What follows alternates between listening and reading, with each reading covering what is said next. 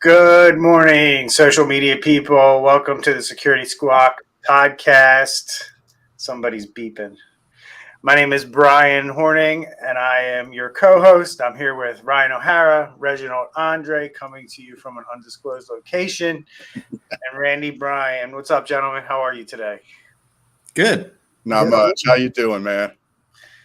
I can't complain. I had some really nice weather the last 3 or 4 days, and it's getting crappy. So we always start off with the weather. So I figured I'd share. So today, guys, I think I remember we got a comment on this last week, right? Mm-hmm. And at the very end of the show, I think it was maybe Steven, who's kind of a super fan at this point.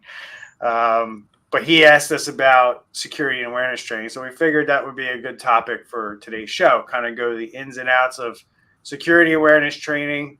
This is a very, very important thing for businesses to have their head around, right? Because and often overlooked, right? Well, often like, why do we need to do this? Or hey, it's a very much a box checking exercise because we're going to do it once a year. We're going to have some cyber expert come in. He's going to tell us everything in his head about cybersecurity, and we're going to remember every last word that he said and keep your business safe from cyber criminals. That's not how it works. So we're going to go through that today. We're going to explain what we believe a cyber security and awareness training should look like in a company of any size. It really should be done the same way throughout, whether you're a small business, whether you're one person, or whether you're 10,000 people. It should be done the same way. And yes, you should be doing training on yourself if you're a one-man show. As crazy as you may think that sounds. So we're going to give you some ideas, some solutions. Drop your questions in the comments. We will answer them live on the show as we go through this stuff. But remember, Andre, from your undisclosed location, what's the fee? The fee is free. All we ask is that you please subscribe to whatever medium you're listening to, and then also share it out to your friends, your bosses, HR managers, etc. Good point. Yeah, share it out to people in your company who we're going to talk about leadership today on this as part of what we're going to talk about. And if your company is not showing leadership around this, you start being the leader, right? Somebody has to step up and start being the leader. You don't have to be an IT person. You just have to be somebody who cares enough to do something about it. And maybe that'll spark off somebody who does have some authority in your company to actually start doing this the right way and investing in it. So share this episode of the podcast with them. Absolutely. Yep. That's why we have this stuff out there. So we appreciate all the support, everyone. Keep sharing us out, keep doing it, and we'll keep bringing you the goods. So let's just jump right into it, guys. So I wanted to start this off by kind of defining what the hell we're really trying to do with the security and awareness training program, right? And the way we look at it as cyber defenders is you have multiple layers that we look at that we have to protect. One of those layers, right, we call it the perimeter. And that's the stuff that you guys think is cybersecurity. It's the firewalls. It's all those things that we put in place that you think are protecting you from the bad guys. The reality of it is we look at that as the front door. Like, that's the front door. Like, they can bang on that all day. It can make a lot of noise. But at the end of the day, if they don't have the key or we don't leave that door unlocked, they're probably not getting in through that way. And statistics show, and we're going to talk about that a little bit, is that cyber criminals are not getting in through that layer, right? And then there's other layers that you have to protect along the way. But to get right to it, the human layer is the layer that we look at as the closest to the stuff that we're trying to protect from bad things happening. Could be fires, floods, whatever. We need to protect assets of the business so this business can continue to run. Assets can be data. Assets can be systems. Assets can be, whatever it is that you're using to make money in your business. Those are the things that we look at from a technical standpoint and say, okay, we need to protect this stuff, right? And the human layer is the closest layer to what we're trying to protect. And what we mean by that is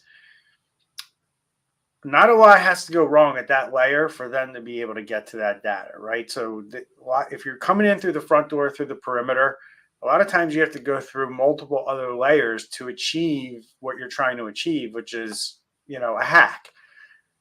A lot of times with the human layer, they can just hit that layer, trick some employee, and they're in, and they got what they need. And that's why it's important that you take what we say today and go implement it in your business as quickly as possible. And even if you think you're doing it today, we're going to give you tips to make sure you're doing it right. So this is an important episode. This is probably up there with when we did MFA. So let's get into it. So I kind of defined for everybody what the human layer is and kind of how we're going to talk about it today, so people have a foundational understanding of like what the hell are they talking about when they keep saying human layer, right? So you're the employee, you're sitting there at your desk, you get an email, you get a message, you get a Facebook message because you're at lunch and you're checking your Facebook and you see this crazy link. What do you do, right? How do you know whether you're supposed to click on that, if you're supposed to reply to it? I'm seeing phishing emails coming in that look like they're encrypted messages, and they're not, and they're coming from legitimate sources where you think that person, would be sending you an encrypted message, but their email got hacked. The company or the hackers know that this company typically sends encrypted messages, so let's craft up a fake message that looks like it's an encrypted message and send it to all this person's contacts. This is like real stuff that's happening out there today, guys. So let's just talk about how does the human layer fit into the whole picture here, guys. And, Randy, you threw some statistics at me. What goes on at this human layer in terms of cyber attacks? Like, let's help people unpack that and help people understand, like, what are the different things that happen at this layer when employees click on the wrong thing or do the wrong thing? I mean, I can definitely get the conversation started because there's so much that can happen at this level. I mean, humans are definitely the weakest link in the chain, if you will, because we're susceptible to mistakes. We're susceptible to judgment calls. We're susceptible to, being angry at somebody or being sad over, some kind of loss or, upset with an employee. There's a lot of emotions that humans bring into the mix. And the thing with hackers, with people who are trying to get our money and our data, ultimately, to get money, they do this because they prey on those human weaknesses, if you will. And, they'll send an email, they'll send a text. The more information that they have, the better, the better they will craft their message, and the more likely you are to fall for it. And I just want to throw this out. It's always the CEOs who fall for it. We do phish tests over and over for companies, and almost always it's the CEO that clicks on that thing. They're busy, they're in tune to their company. They get an email that says, we tried to give you a check and you weren't there. What the heck? Click here to open up a picture of it, or whatever. And they do it. So this is that level that we have to, if we can increase the security in this level, we can increase the security in the entire company. The statistics around 90% or more of all initial attacks start with email, which means there's a human on the other end that's susceptible to that. And as cybersecurity professionals too, this is the layer that we have very little control over. We can influence people, but we can't control them. We're not sitting on their shoulder when they're making that decision whether or not to click on that or to enter that information there, which makes it a challenge. So with all that security that we can put on the perimeter, if they open the front door and let them in, that's the problem. Yep. And if it starts from the top where the CEO is not, paying attention or doesn't care, it's only going to trickle down to the executive team and then to the everyday workers, and everything is out the window there. And with staffing issues and everything that we're going through now as well, I mean, timelines are tighter, pressure's higher. People have less time to think about these things. So really, that's where security awareness training comes in. That's the only way we can kind of get into the back of people's minds and start planting these seeds. I mean, I've talked to people before where, they weren't real happy about having to do training. I got done with school years ago. I don't want to do this. But then, you talk to them a couple of weeks later and it's like, I do things differently now. I mean, I didn't even think I was paying that close attention. But now when I look at this email, I got this little voice in the back of my head from one of those trainings saying, oh, hey, you need to look at this detail in this email and see if that's legit. So it does work. Yeah. To quote Andre, I've heard Andre say things before, and I like to quote Andre. And now you made me lose my train of thought. So I'll come back to that in just a second. Nice. I've been sick with COVID, I think, the last couple of days. So I'll come back to it. Yeah, you need to get your test. So anyway, a couple of statistics from the FBI, and I guess the biggest thing that I want people to understand is we're not here kind of talking about ransomware. We like to talk about ransomware on this show, but don't think of this as like every time your employee clicks on something or does something that they shouldn't, that it leads to ransomware. It most of the time doesn't. Ransomware is, according to the FBI, ransomware is only about 1% of the cybercrime losses that actually happen to businesses when it comes to cyber attacks. The big huge thing is business email compromise. And we're going to dive into this a little bit before we kind of move on, but I really want people to understand like what happens when these hackers get access to your employees' emails and the things that they're able to do. So if you look at the two statistics between business email compromise and spoofing, which is basically I'm using a fake domain, or I'm actually using your employees' accounts to spoof your contacts, your customers, your partners, that totals over $2.1 billion in losses. That's over 40% of all the crime that happens to businesses. 40% of it is these two things that are basically revolve around email and people just sitting on your email and learning about how you conduct business, who you send money to, who you receive money from, to figure out if there's a way that they can craft a message to make the money go from your account or your partner's account or your vendor's account to their account, right? And it's just tricking them with a routing number and a banking number and a reason to send that money. And as reasons we've already highlighted, people are busy, things need to get done, bills need to be paid, people want to get their job done, it's Friday, they want to go to the shore, wherever they're going on vacation, right? They just want to get it done so they don't take a minute to think, is this legitimate? Is this a new account number? Do we have a process for, identifying new account numbers, right? When, maybe one of the things that you might do in your business is you have a way for people to enter payment information and it has to go through certain checks. Like you initially set up somebody with the payment information and that can't change unless it goes through a process of checks. One person shouldn't be able to redirect where a vendor's payment goes because they got an email that said, hey, send it here now, don't send it here. There should be a process around why that happens. So I just wanted to kind of paint the picture for like what happens when these things happen. But I see it across industry, guys, and I don't know if you have any stories around this, but like I see it a lot in the real estate industry with mortgage companies and title companies and real estate agents, where they just sit on their email and they learn and they're like, okay, this is how they transact. This is what the invoices look like. And they make basically duplicate copies of all that stuff with their information on it. So what do you guys know about this stuff?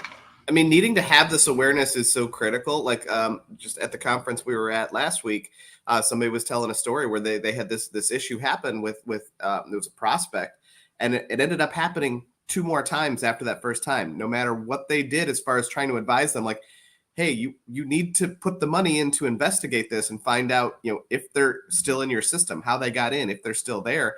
And they just didn't see the value in it. We made a mistake. We're going to learn from it. Not understanding the big picture. They didn't understand what they needed to do. And then they had to get hit 2 more times before they finally, ponied up the money to have somebody, a professional, get in there and find out, yeah, somebody's been sitting on our email for like a year.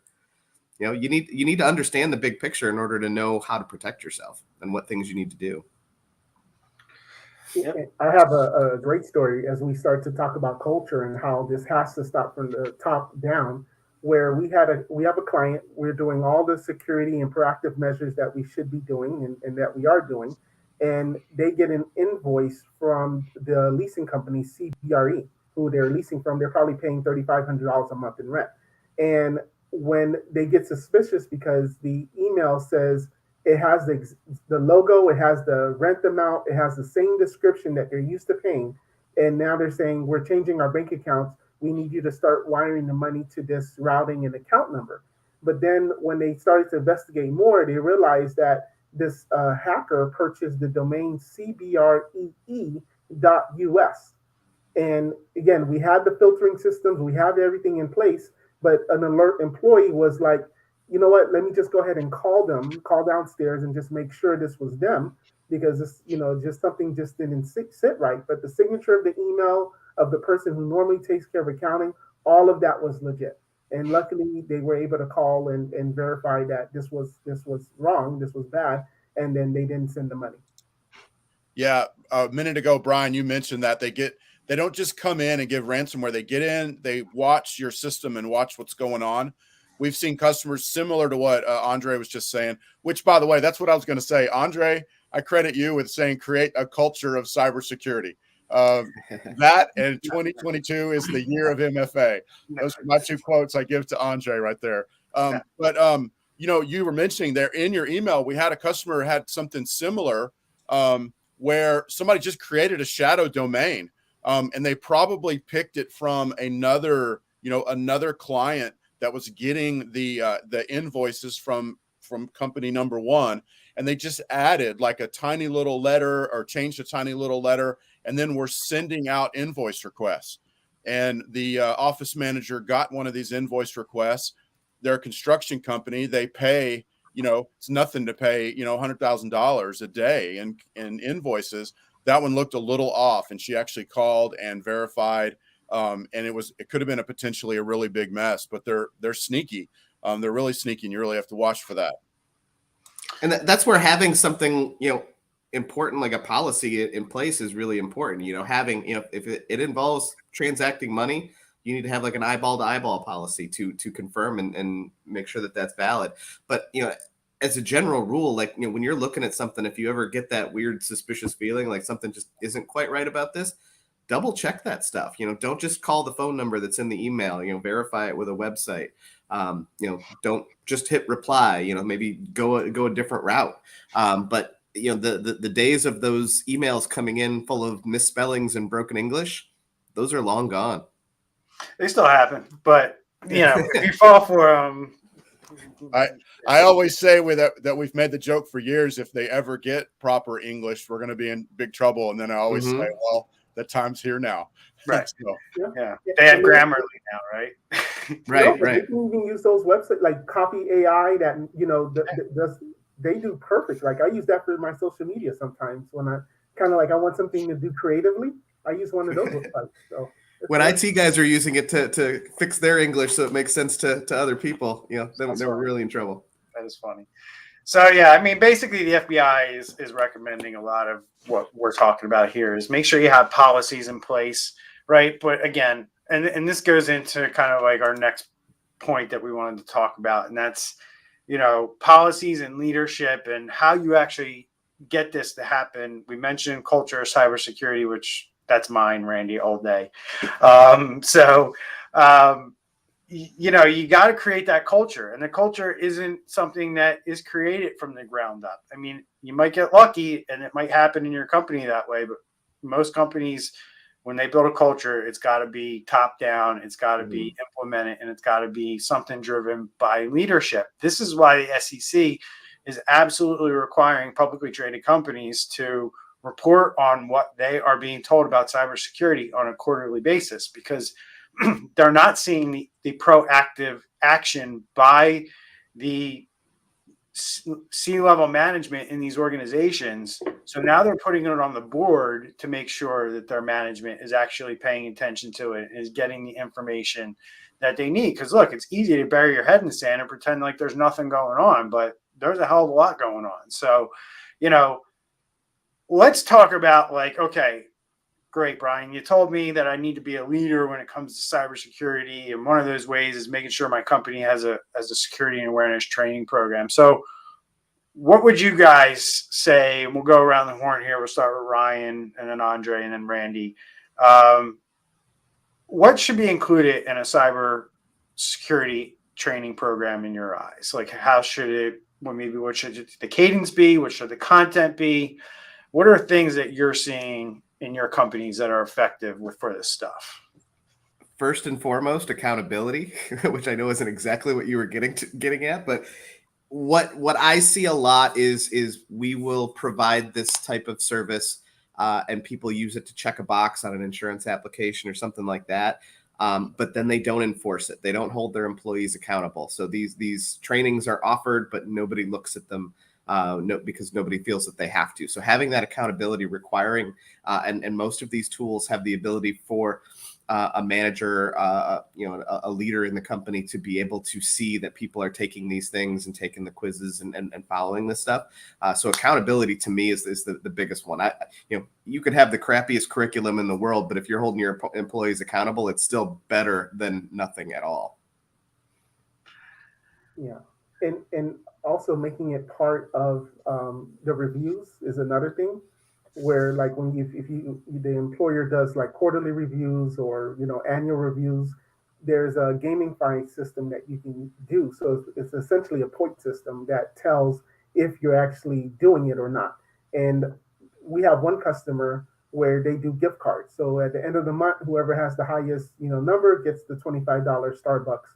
And it's just a way of just encouraging the employees to watch the videos and not just watch the videos, go for a coffee break, and come back and then guess the right answer. Yeah, that's great what you said about the gamified. It would be so awesome if there was a automated gamified where we could preload the prizes and then let the automation take care of it. I was going to say, Brian, C-level buy-in. I know, right? That's fucking genius, dude. C-level buy-in is you need it so bad. I know that you're talking about people being a leader, and if they can and they start that at their company, that's great. But it really helps to have C-level buy-in, and then you really need a champion at the company who is going to make sure that people are aware of it. They're taking their tests, or they're watching their videos, or this or that, helping people when their scores are low to know how to remediate and things like that. But that on-site person for the company or the location who's a champion for this, who's making sure that it happens. Otherwise, it's if you don't get the champion, then it's just the IT company, like Charlie Brown's teacher, just talking all the time. Or if you don't get C-level, then the employee that's the champion, no one's going to listen to them. And I've just seen it very successful when that champion says, "Hey, look, y'all, the CEO says we have to do this. You have to have this done by blah, blah, blah, XYZ, and, no ifs, ands, or buts." So that's my 2 cents.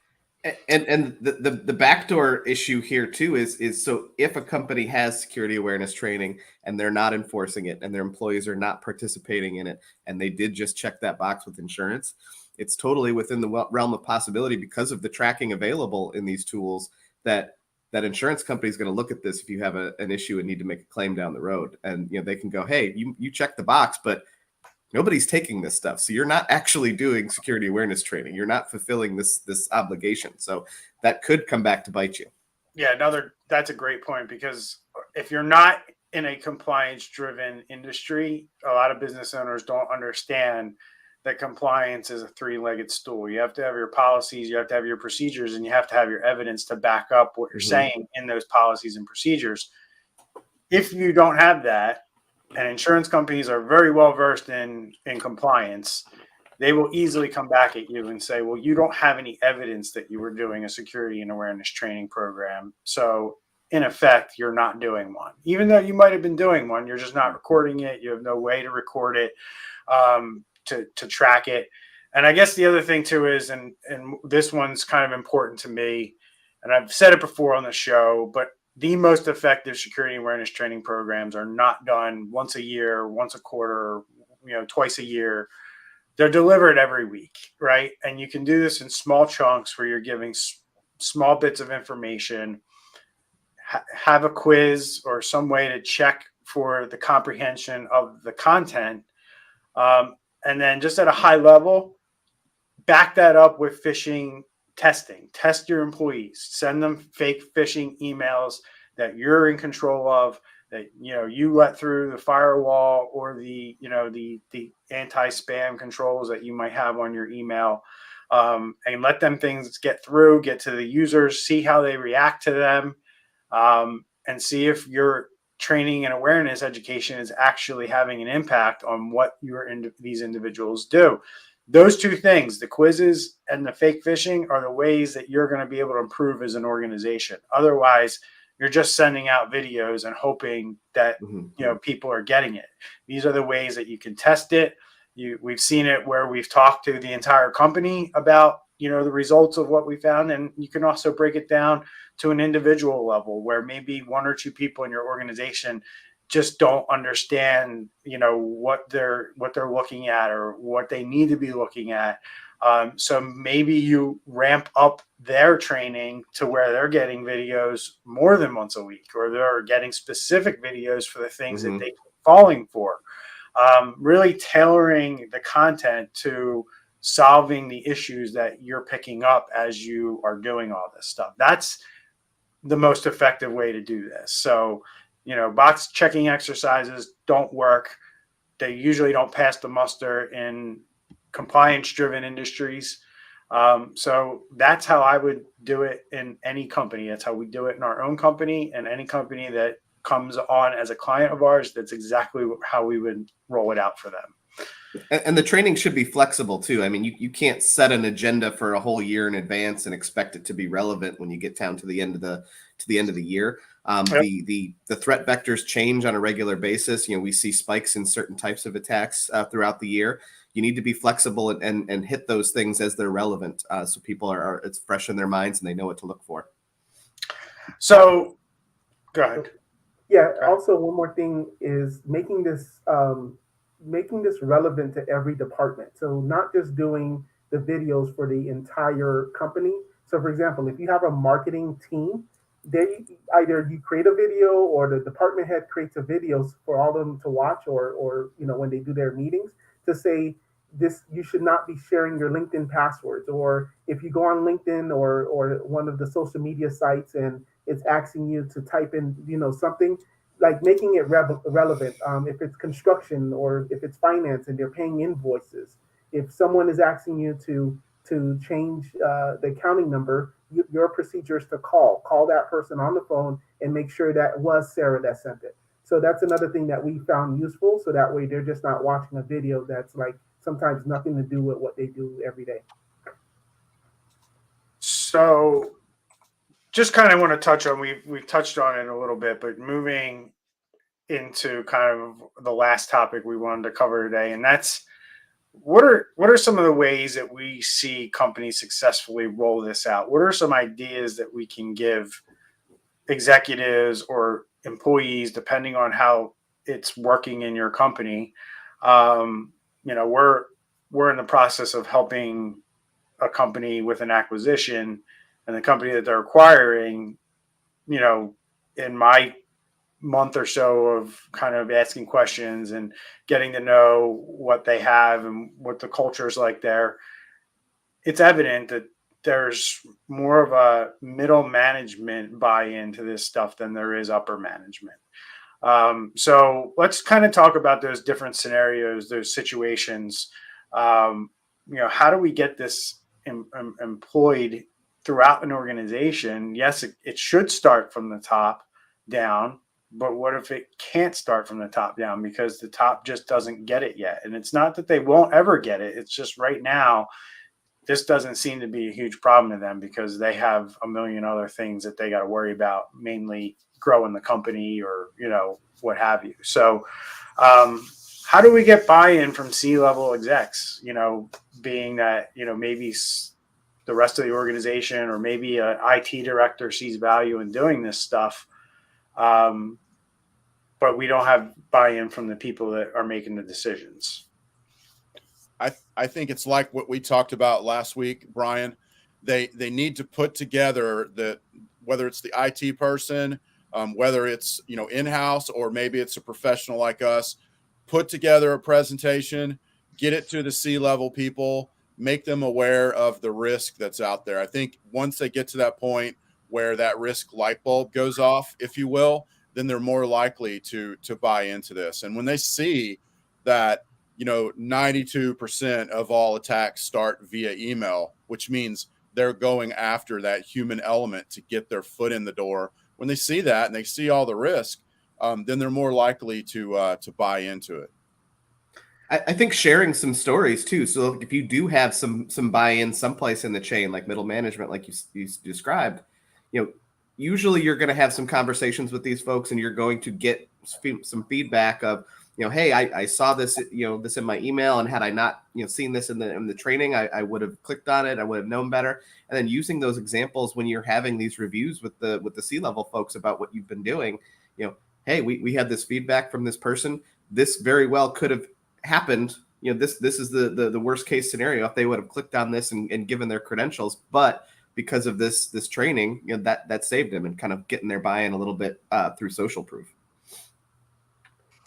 Yeah, I think, for me, the way I look at this sometimes too is that if you do have buy-in somewhere down the chain, you really need to figure out, what makes that C-level person tick. So if you have to get buy-in from your CEO or your CFO, right, really understand what's important to them within the company in the grand scheme of the success of the organization, because everybody's interests are a little bit different. The CEO and the CFO, even though they're at the same level, have different interests. CFOs usually care about profitability and revenue and how things are working, and is my investment in my IT actually worthwhile? Is it, so these are the things that you can bring to the table for a CFO and show value of a program like this and what it will do for the organization in terms of reducing the risk of something negative happening.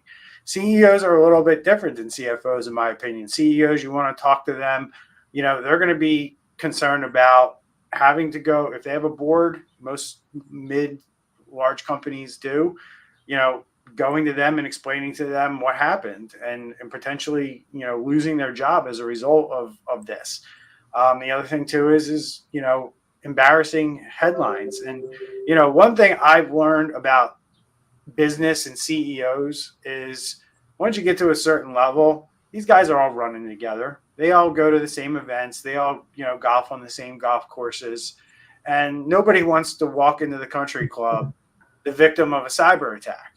And that's a real thing. If you think I'm just, making this shit up, I'm not. Like, CEOs do not want to walk into the cigar club, the country club, and have other CEOs who they respect and are their peers, and look at them and know that they didn't do everything that they could do to protect them from a cyber attack. Now, that being said, there's a lot of companies that are susceptible to this stuff and don't know it. And there will be CEOs that walk into country clubs very embarrassed in front of their peers, and then their friends will probably walk in at some point too, because, like we say, it's not a matter of if, but matter of when. So you guys want to add anything? Because we got a question here that I want to unpack a little bit, and it's going to take us a few minutes. But Julie asks, businesses have the means to be so much better equipped. Depends to mitigate and manage cybersecurity issues. So what can the average person do to protect themselves against spoofing and hacking? It's overwhelming and frightening to get so many emails in my inbox like this. So I don't know, Julie. I don't know if anybody here does. I don't know if she's asking about like personal accounts that she's getting all of these from, but from a purely technical standpoint, to my knowledge, I don't know because I don't use it, but I think that Gmail and most of like the decent mail services have some kind of, advanced email protection in place. Am I incorrect on that, or? Yeah, but you also have to be careful, and you can't trust that stuff. I mean, even the best stuff out there, it's a constant shell game of algorithm adjustments where things get through that shouldn't get through, and things get blocked that shouldn't get blocked. So, I think my general advice would be you kind of have to look at everything that comes in via email with a little bit of skepticism, and if it takes you a couple extra seconds to do a verification, then do it. I mean, sometimes, like I said, look at the email. Don't call the phone number that's in the email. Call the phone number that's on the website if you need to, if it is something that looks legit. Just cross check and verify, and then that's going to be something that goes a long way. Yeah. So Julie did write in and say yes, personal email. So I guess the first thing I would say to that before Andre goes is just make sure you're using something like a Gmail for personal email. I don't even think, unless AOL, you probably have to go in somewhere and turn it on or pay extra for it. But I know back when I had an AOL account 20 years ago, spam got through. I mean, I don't know what they're doing today. Gmail, in my opinion, does a really good job. I don't know of like Yahoo Mail and stuff like that. I don't know how good those are. Mm-mm. But if I'm using a personal email, I'm probably going to go with Gmail. And if I have a company, I'm going to make sure that I have advanced email filtering protection on my email. Now, you can't, to my knowledge, you can't put that in front of like a personal Gmail or email account, right? An email filter. I mean, right. You could do anything where there's a will, there's a way, but I don't think it's available. Yeah, correct. Economically feasible. She says she's using Yahoo. Do you guys have any insight on Yahoo personal email accounts? I would leave it. Yeah, I would go to Gmail and I would stop using Yahoo because Yahoo is probably letting all this stuff come through. And Gmail does a really good job of stopping that stuff. It's also kind of the situation you have with personal email, though, too. I mean, you use that to sign up for a bunch of stuff. So eventually that address is going to be out there in such a degree that you're just bound to get a bunch of stuff. And this brings up a great thought and point. This is why businesses should not allow access to personal email accounts from inside their company and on their corporate devices.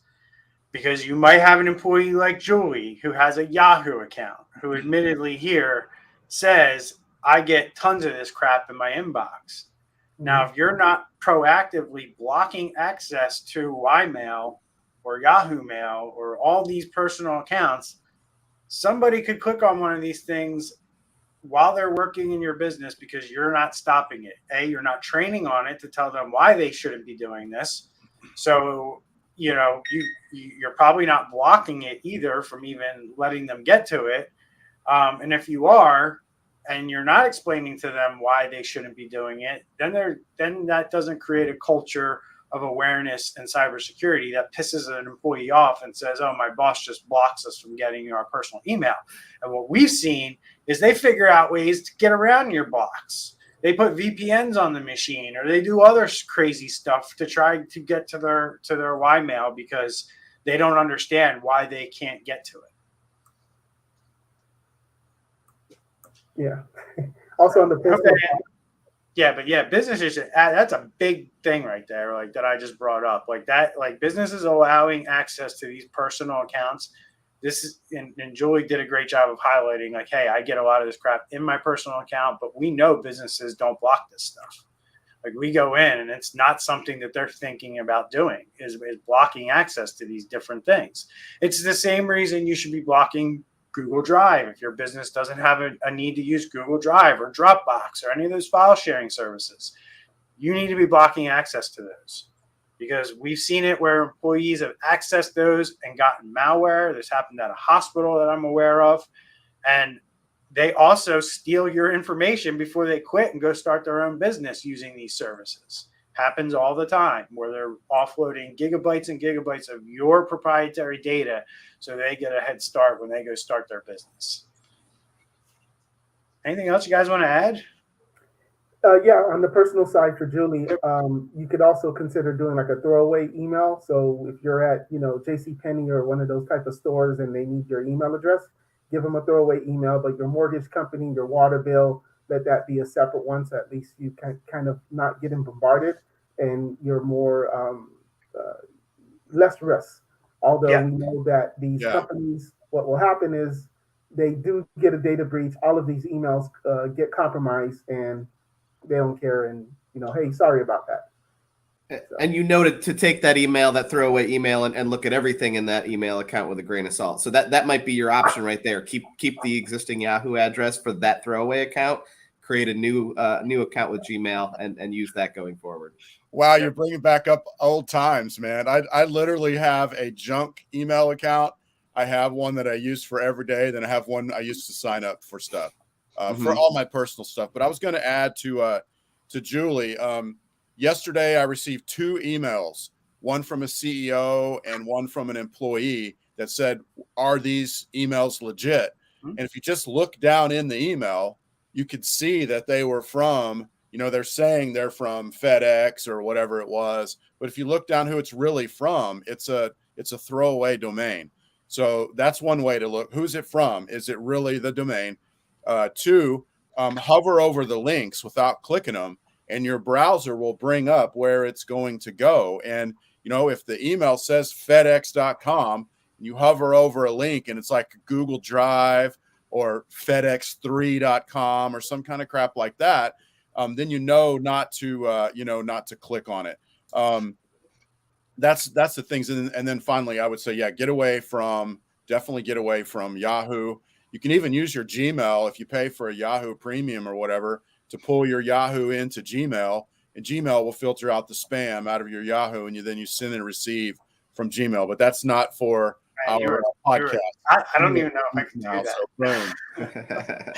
So, So, and to wrap up, guys, just it's just this whole thing with just email in general that we need people to understand that this is the biggest vector and the reason that you're going to have to deal with something down the road. So protect it, learn how to protect it, learn why you should not allow access to personal emails and things like that. But this is all part of security and awareness training. You implement this today. By this time next year, your employees and you will have 52 new modules or new lessons that you learned over the course of a year, 52 new things that you're smarter about around this stuff.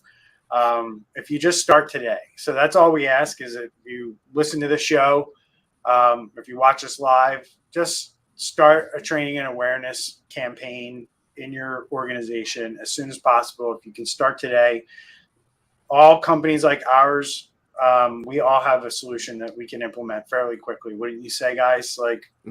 For companies, these platforms are out there. They're available. You can do a Google search and you can find different vendors that offer similar programs laid out the way that we've described them today. So Julie says, thank you, guys. I wish there was a high school requirement to teach us about how to protect ourselves personally.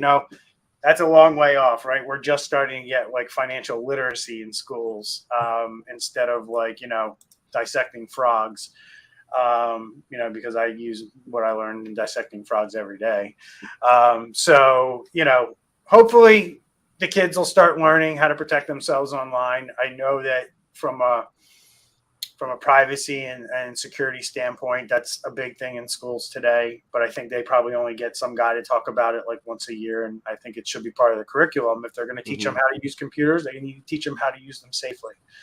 I think that's a great point because one of the things that I hear sometimes is that this stuff is just common sense and people should react that way. It's not for a lot of people. For some people, maybe it is, but it's not going to be common sense until we have these things in place to teach people what to look for. And so that's what the training is for. I've been hearing for 20 years that they're not going to need IT guys in the future because every kid's going to know how to do this stuff. Well, no, there's a big difference between being able to drive a car and keep a car running.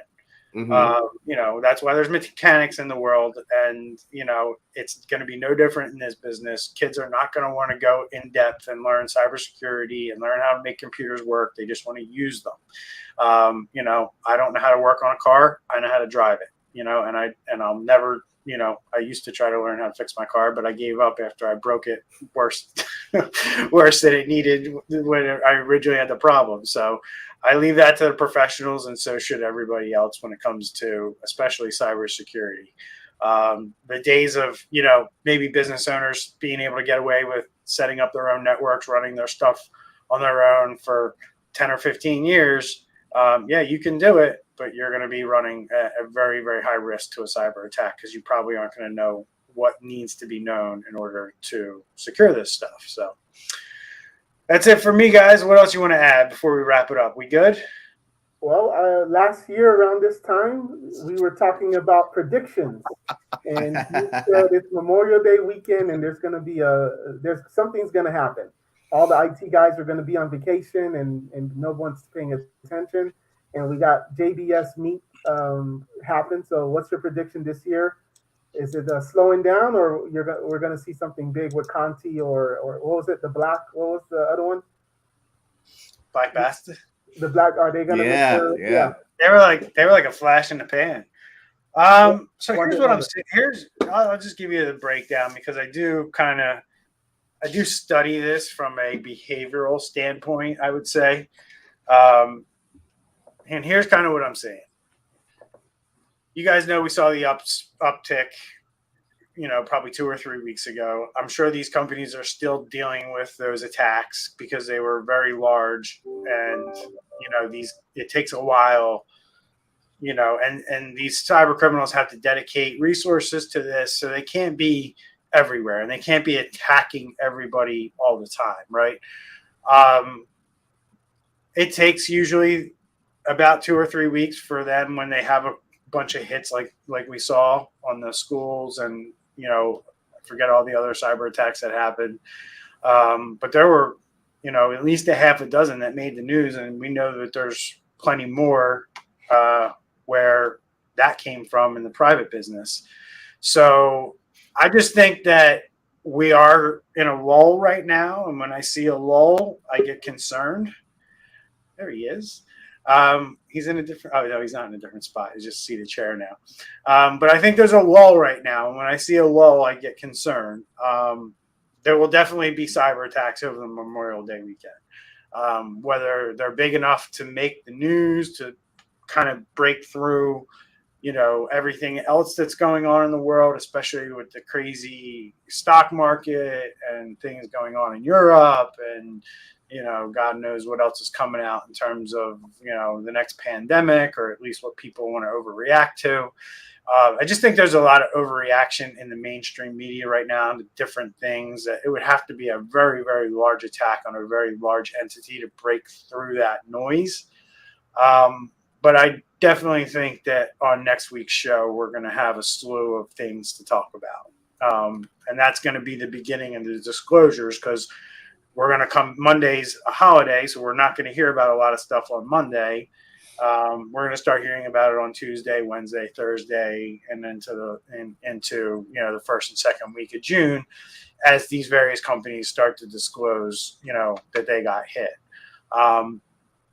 But cyber defenders need to know that cyber attackers love to attack over a 3-day weekend. They think less eyes are on the systems, and this is why these things go down the way that they go down, because they feel like they can just get more done in terms of movement without being detected when, everybody's, on vacation, out doing what they do. And, this is why it's important to have companies like ours watching over your stuff on the weekend and making sure the bad stuff's not happening, and making sure you have a way to stop it when it does happen. So.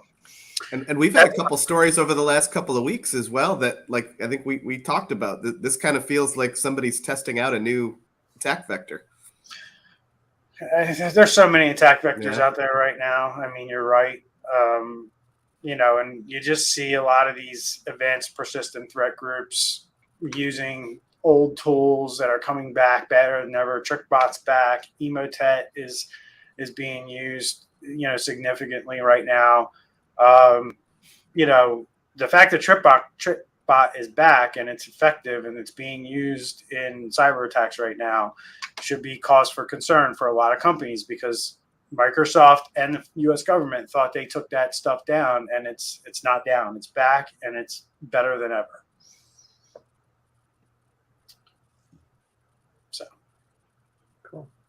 Is that it? We done? We done? Randy, you don't have a prediction?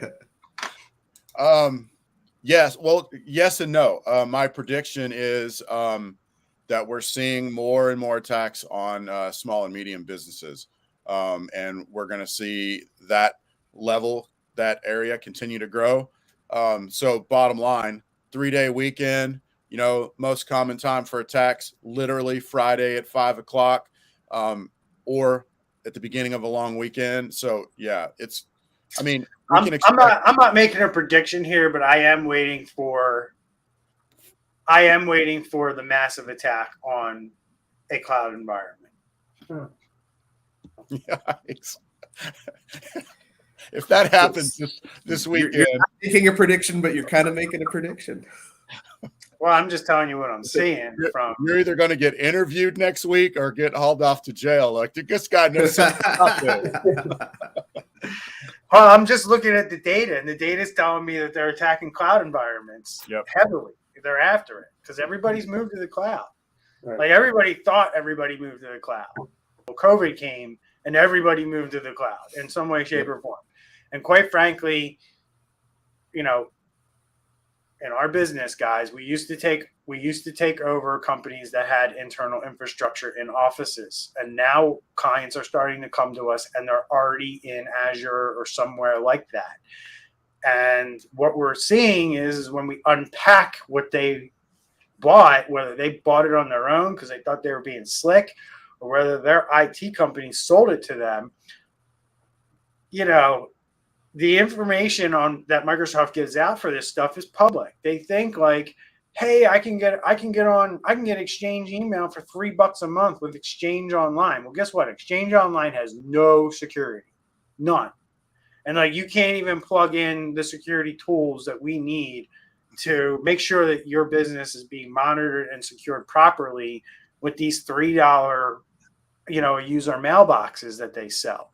Right. And we're coming into these situations where we're looking at their Azure environment and they set it up the cheapest way that they possibly could get it set up from a licensing standpoint. But what they didn't realize is they also hamstring themselves on the visibility and how well they can secure and back up their data.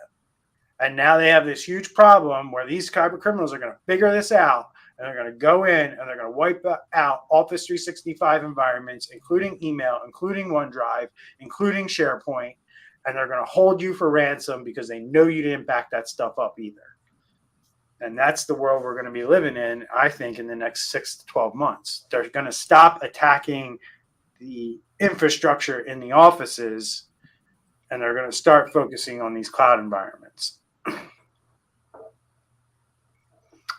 So that's what we're seeing, man. It's unfortunate, but people aren't buying the right licenses. You got to buy, if you're a business and you're thinking about moving to the cloud and you're looking at anything less than E3 or E5, you will have a cybersecurity problem down the road. That's my prediction. Right? And E3s and E5s are what? Not cheap, right? Right? Everybody wants to go with the M365 or they want to do the exchange. I mean, the amount of companies that I've come across in the last 6 months that are running Exchange Online mailboxes blows my mind. Like, it blows my mind. They're like, oh, we're in the cloud, we're in Azure. And I look and I'm looking at their licensing and I'm going, oh my God. Like, how do you even start this conversation with somebody to like tell them, read your terms of service with Microsoft. They don't back up your data. They're not responsible for your data. Like you are.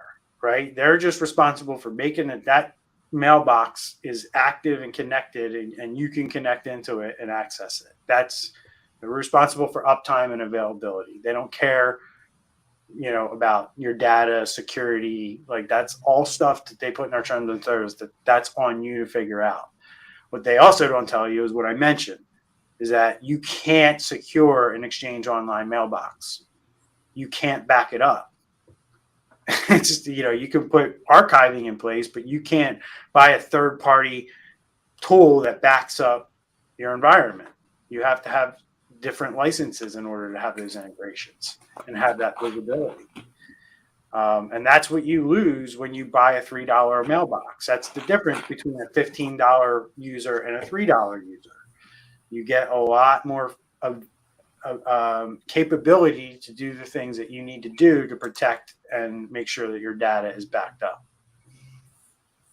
Is that good enough? Did I school everybody on that? Because that's important shit. Yeah, I think that's going to be a big problem down the road. So, all right, guys. Thanks for your input today. All right. Have a happy holiday. You tell that to IT guys in cybersecurity going into a 3-day weekend. Knock on wood, sir. Knock on wood. Yeah, and bring your laptop wherever you go. Right. And we will we'll tell everybody what happened next week over the holiday weekend. So, all right, guys. Thanks for your input. We'll see you in the next episode, everyone. Take care. All right. Have a good one.